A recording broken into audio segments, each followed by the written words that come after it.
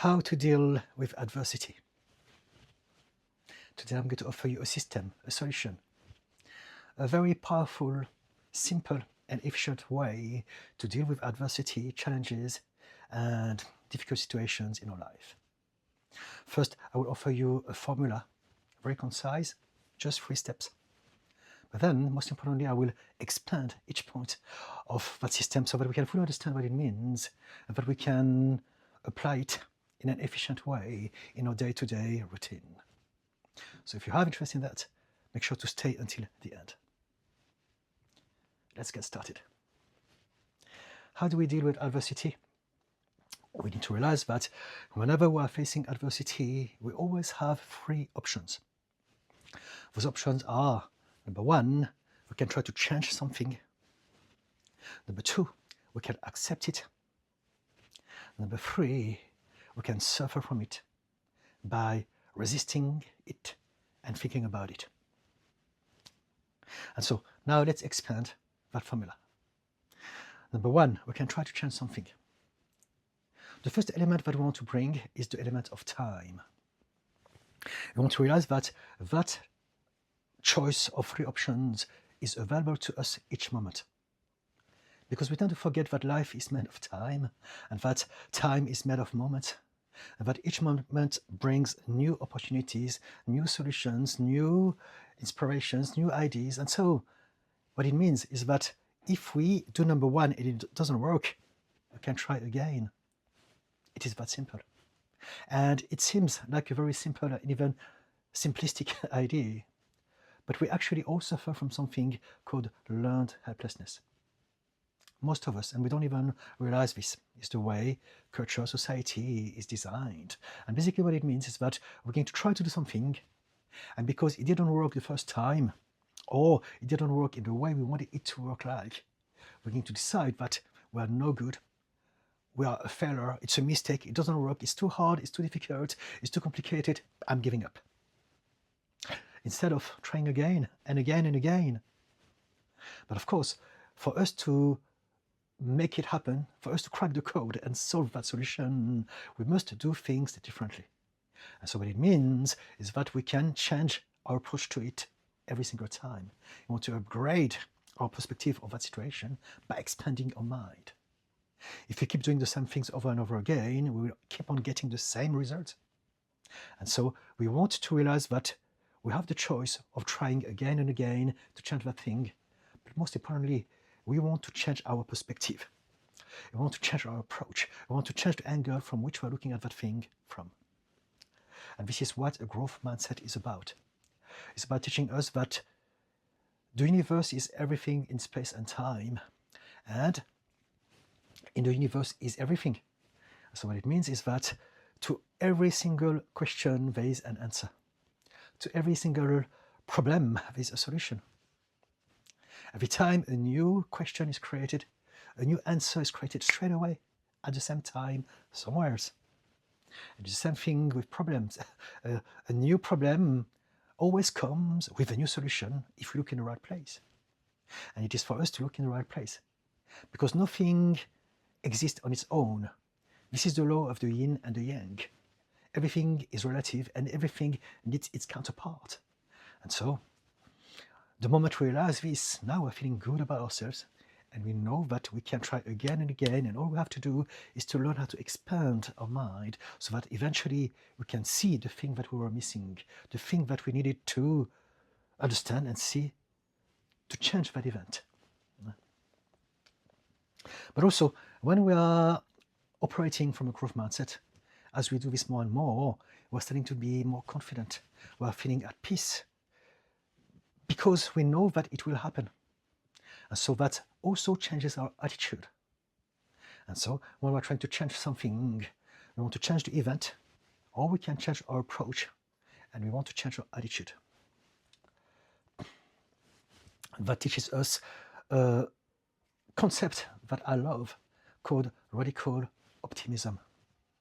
I want to realize that optimism is the energy, the drive that allows us to tap into our full potential. But if you don't have it, it's going to be very difficult because learned helplessness again. And so Now, that's the moment I need to highlight how mindset is determined by our heart set. And what it means is that the way we feel dictates how we think. And so I understand that not everyone can have that mindset just like that. If we suffer from depression, if we have a lot of baggage, trauma, unhealed wounds, it's going to be much, much more challenging. But sometimes it is possible to do it the other way around. We can upgrade our heart set from the upgrade of our mindset. And so for some of us, and this is one of those examples, it is possible to apply a growth mindset in order to enhance the way we feel about ourselves. So that was just something that I needed to say because, again, I'm a therapist and coach. So for me, the element of emotions is so, so important and everyone forgets about it. But anyway, having said that, the practice of growth mindset will help many of us, maybe not all of us, but many of us to how to upgrade how we feel about ourselves and develop hope, faith, trust, and radical optimism. And if we can get there, we will become unstoppable. Now, point number 2. Whenever we are facing adversity, we can try to change something or we can accept it. So, what does that mean? First, we want to bring back that element of time. Many of us, we find it very difficult to accept when things are not going our way. And that's because we have forgotten about the element of time. We have forgotten that we can only accept for now. We don't have to accept forever. And we've been so conditioned into that idea that we must be strong, brave, successful. We must always be in control of everything. Society teaches us to live in a state of fear and try to always control everything out of fear. Instead of surrendering, allowing, admitting that sometimes we tried everything, but we haven't got the resource, we haven't got the information, the knowledge. So at this point in time, the best option is to just let go. We allow it, we accept it, and we're surrendering that problem back into the universe. So we may be doing something else, just chilling or focusing our mind on a different problem. But we want to accept that sometimes we can do something and some other times we can allow for that thing to happen because we just can't do anymore. And we need to allow for the universe to bring us the inspiration, the ideas, and again, the resources that will allow us then to make it happen at some point. And so by surrendering, by accepting, we're not only accepting the element of time, as in for now, but also we are reminding ourselves that we are supported by the universe. We don't need to control everything. And so that brings us back to that idea of radical optimism, but more from a perspective of self-belief. If I believe that I'm good enough to deal with things when I take actions because of the growth mindset, I'm also reminded that when I allow things to happen by surrendering it, I am also supported by the universe. I can trust myself with point number 1, and I can trust the universe with point number 2. That reconnects us with a state of peace as opposed to a state of fear, control, and never trusting luck, for instance. And so, yep, there's also something very important that I want to highlight. The element of yin and yang. Accepting is the yin or the yang to doing. So basically, in the universe, everything is about contrasting forces that work together to create everything. And so we can do or we can allow yin or yang. And one is an active expression of flow, and the other one is a passive one. But they're both as important, they're both needed, and it's all about knowing when to do and when to allow. In the Western world, it's very, very difficult to get this because everything is about just doing, having, owning, demonstrating, proving. And we never focus on the letting go aspect of things. And so there's a time for doing, and there's a time for allowing, observing, letting go. Final point, number 3. Whenever we're facing adversity, we can try to change something, or we can accept it, or we can suffer from it. So what does it mean? It means that thoughts are the problems. When we suffer from something, it's because we are neither doing or allowing. So what are we left with? We are thinking about it. And as we are thinking about it, we are resisting it. We don't want to accept it, and we don't want to do anything about it. And so now we're going to suffer from this just by virtue of us thinking about it. It's important to highlight how we suffer whether we do something or not. Sometimes we suffer because we're not doing something, right? I think I just said it, but in a different way, so I hope it makes sense. Anyway, a very common sentence used from Buddhist wisdom is that pain is inevitable, but suffering is optional. What it means is that pain is an experience that is necessary to our human experience. Just like the whole full spectrum of emotions and states, pain is one of them. But it's okay, because it's only temporary, it doesn't last. And so I can feel pain, but then let it go, and then move on to the next moment that will bring another opportunity, another experience, another emotion, another state. But if I think about it, if I resist the situation, if I want to analyze it, if I want to understand it, if I'm thinking it's not fair, now I'm going to create suffering. And so suffering is when we are holding back onto pain through the process of thinking about it, instead of letting go of it. This is what pain is inevitable, but suffering is optional means. We want to find a way to not think about that situation so that we don't end up suffering from our own resistance to it. And so what can we do against thoughts? We can practice mindfulness. And this is what mindfulness is about. Mindfulness is focus. And so very often when people teach mindfulness, they only address one element of it. Remember, yin and yang.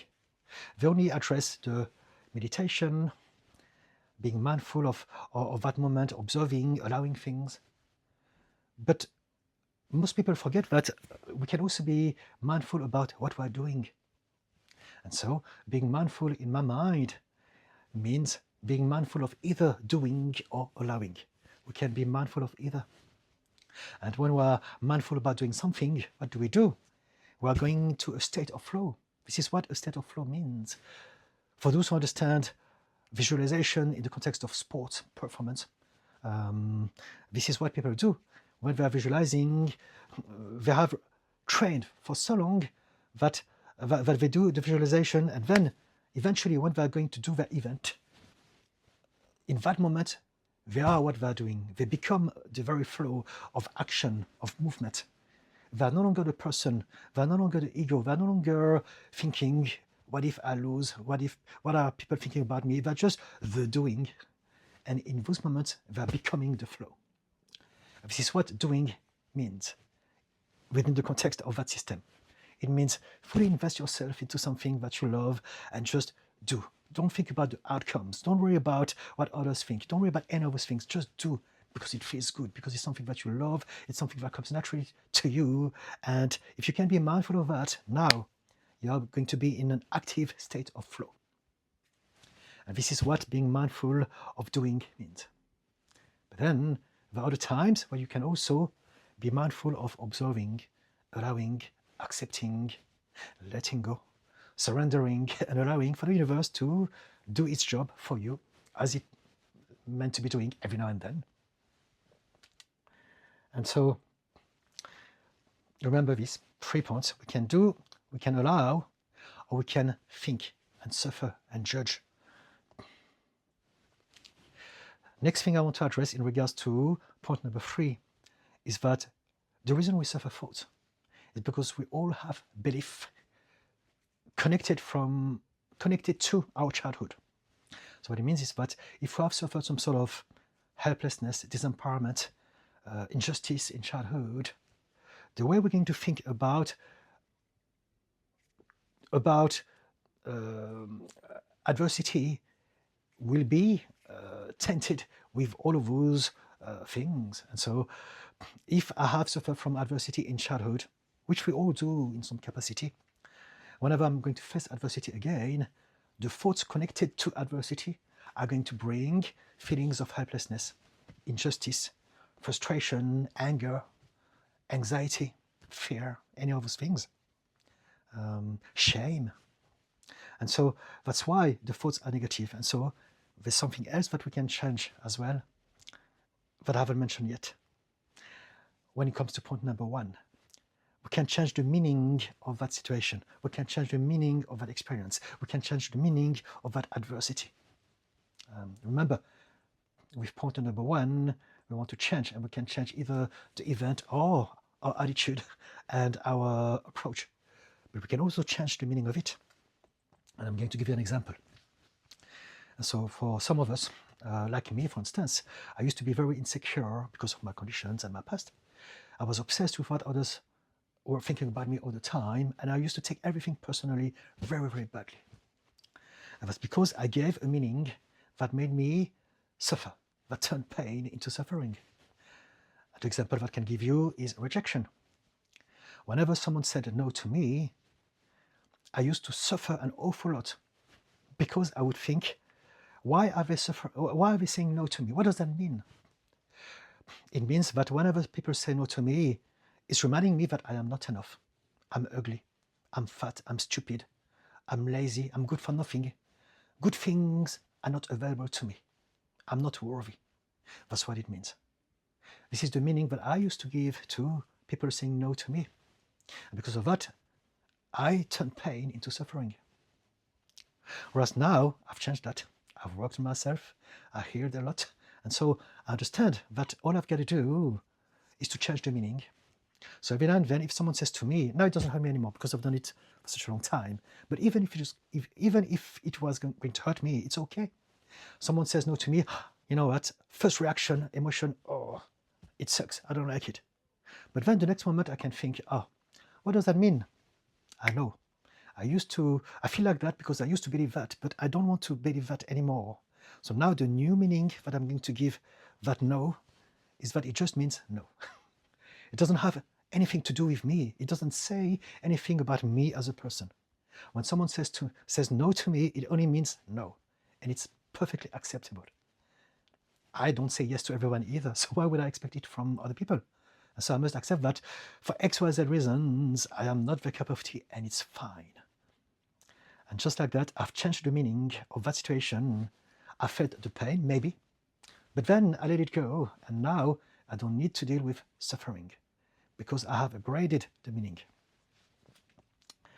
And so now let's put all of these things together, and let's turn that formula into a practical system that we can remind ourselves with whenever we are facing adversity. Whenever we are dealing with problems, we have 3 choices. Number 1, we can try to change something. We can change the event, we can change the approach, the perspective, we can change our attitude, or we can change the meaning of it. And we can do this again and again and again. Number 2, the other thing that we can do is to accept. We can accept in the knowing and the understanding that it is only for now. And also, we are supported. So we know that it's only for now, and we're reminded that it's fine. We don't need to worry, we don't need to fret, we don't need to freak out, to think about it, because things are going to be okay. And number 3, we can be mindful. We can remind ourselves, remember to be mindful about point 1 or 2. So the third point is just to remind us of 1 and 2, right? We can be mindful of doing or allowing. We can choose to either do or allow without thinking, without judging, without analyzing, without trying to change anything. Just do or just allow, pretty much. And so that's it. Remember, whenever you are facing difficult situations, every single moment you're always presented with the same choice. You can do, you can allow, or you can judge, resist, suffer, think. We don't want this. So this is to remind you that you can do either of those. Now, of course, it's not easy because we're conditioned to overthink everything, but it's a skill that we can reinforce over time. And of course, there's a place and a time for everything. We can think, thinking is great, but it's just that we try to do everything from that mind, and because of that we suffer. Instead of sometimes just, again, immersing ourselves into the doing, or just observing it, becoming the observer and just allow it. I hope it makes sense to you. I hope it was helpful. Please try this and do let me know in the comment section. Come back to me, let me know how it went. I would love to hear about this. If you have any questions, comment section, I will answer every single one of them. If you want me to do some videos about specific topics, also comment, and I'll be more than happy to use some of your questions to create some long form videos for you. If you enjoyed this, please subscribe so that you know when I'm going live, and if you enjoy my vibe, you can come and join my live streams. At this point in time, in September 2025, I plan to go live twice a week, every Wednesdays and every Fridays from 6 p.m. UK time.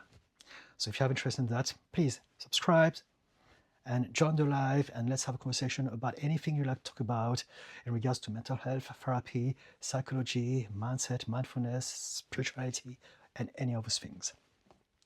Thank you for watching, and I see you hopefully next time on my next video next week, or on one of my lives. All right. Thank you so much. Bye-bye.